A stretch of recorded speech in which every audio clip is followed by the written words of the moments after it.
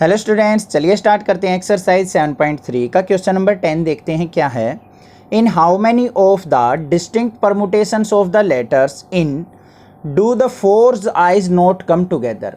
हमारे पास एक ये वर्ड गिवन है, इसके लेटर्स का यूज करते हुए हमने क्या करना है, डिस्टिंक्ट अपनी परमुटेशन फॉर्म करनी है कि कितने नंबर ऑफ डिस्टिंक्ट अरेंजमेंट हम इस लेटर से इन लेटर से फॉर्म कर सकते हैं।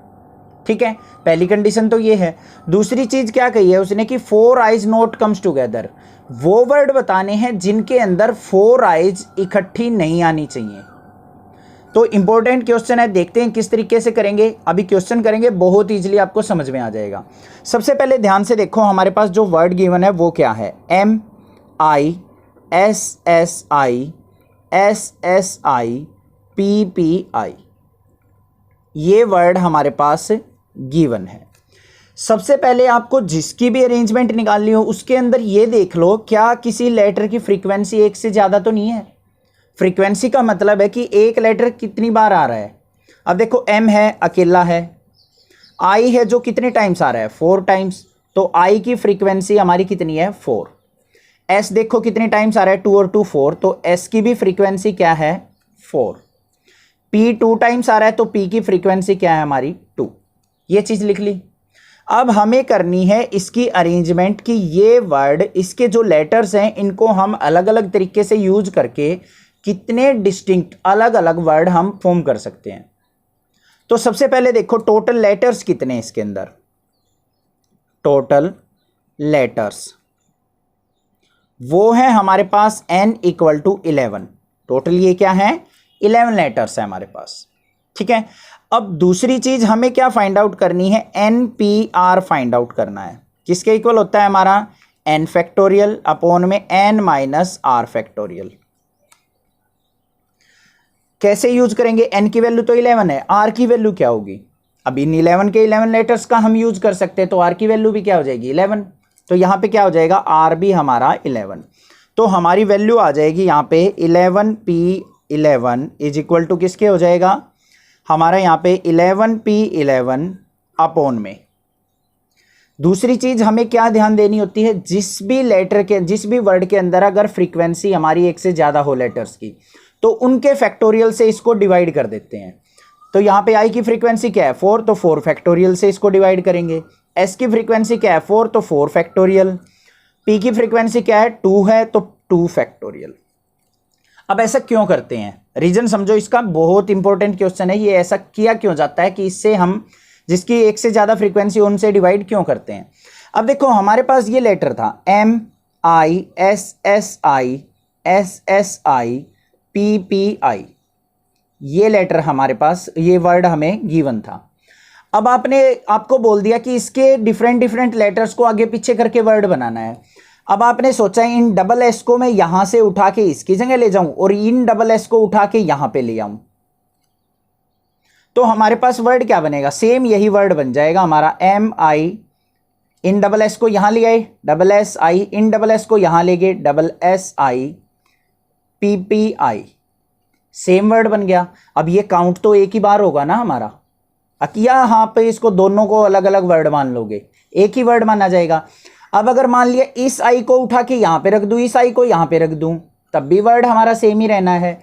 इस I को यहां ले आऊं, इस I को यहां पे पहुंचा दूं, तब भी वर्ड हमारा सेम रहना है। तो जिस भी लेटर की फ्रीक्वेंसी बार बार रिपीट हो रही हो उसी के फैक्टोरियल से इसको डिवाइड कर देते हैं। इसका मतलब क्या होता है कि जो भी ये हमारे डुप्लीकेट केस होंगे वो इससे खत्म हो जाते हैं।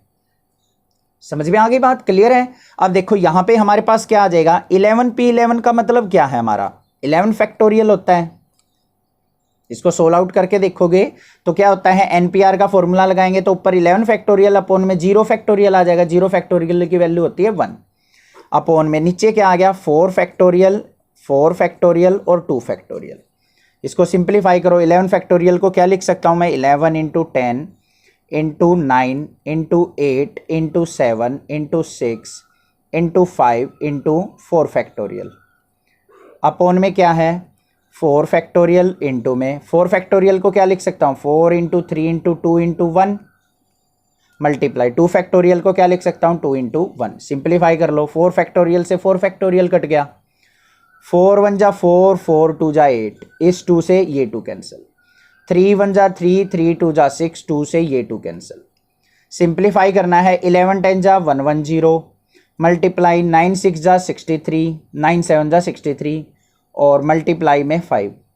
इसकी मल्टीप्लाई कर लेते हैं, हमारे पास आ जाएगा ये 0 और टोटल आ जाएगा 5 और 3 4 6।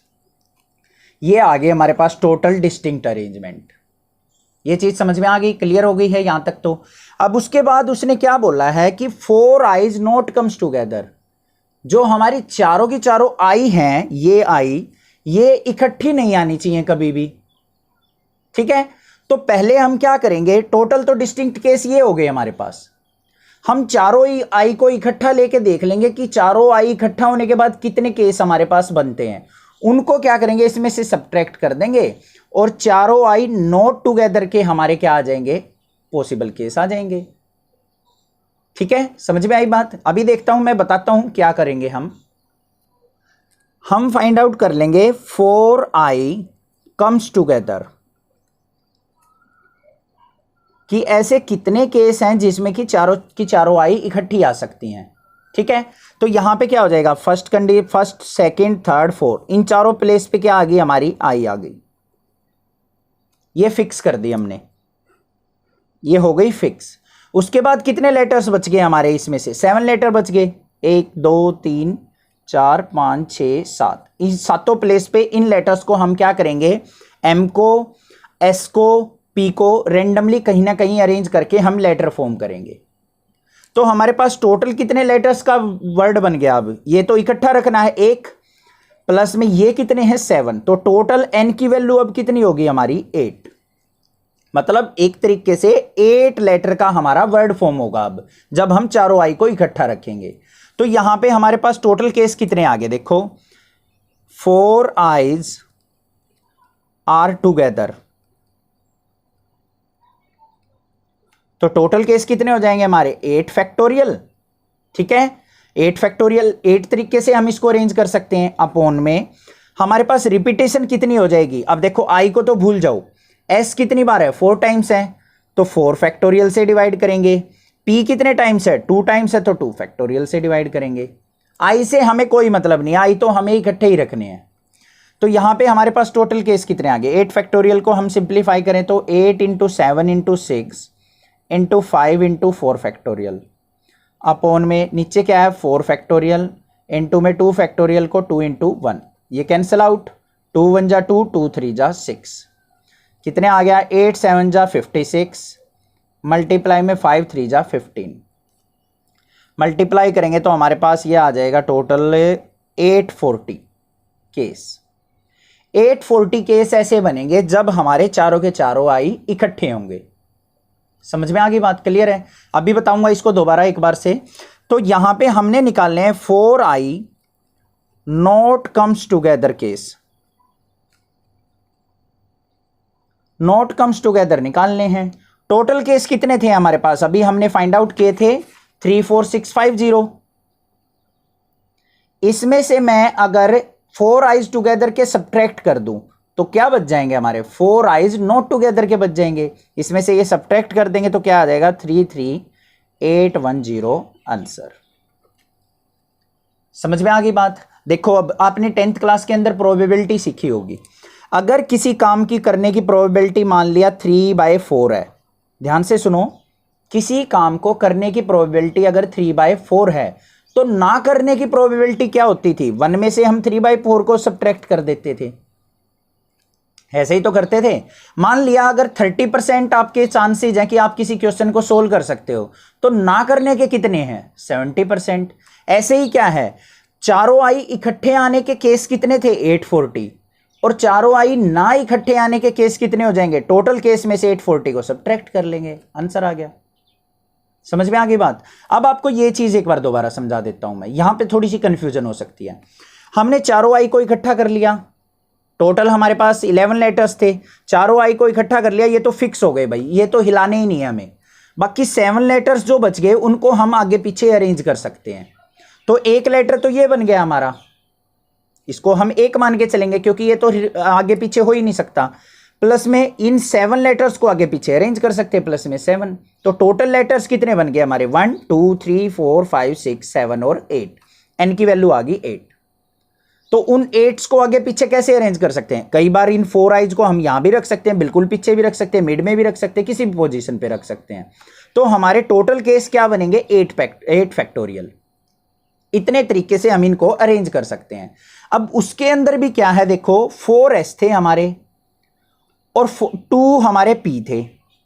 इन केसों को हम आगे पीछे, देखो ये s जो सारे हैं एक जैसे ही हैं, आगे पीछे रखने से तो वर्ड हमारा चेंज नहीं होगा। तो इनके ये 4 टाइम्स रिपीटेशन थी तो इसको 4 फैक्टोरियल से डिवाइड कर लिया, 2 टाइम्स p की रिपीटेशन थी तो 2 टाइम्स इसको डिवाइड कर लिया। i से हमें कोई मतलब नहीं है, वो तो हमने फिक्स कर रखे हैं। तो हमारे पास टोटल केस आ गए 840, जिसमें हमारी चारों i इकट्ठी रहेंगी। बस ये बन गए हमारे पास केस। अब समझ में आ गया होगा। फिर भी कोई डाउट लगता है तो आप मुझे कमेंट करके पूछ सकते हैं, अदरवाइज चैनल को सब्सक्राइब कीजिए, लाइक कीजिए और शेयर कीजिए।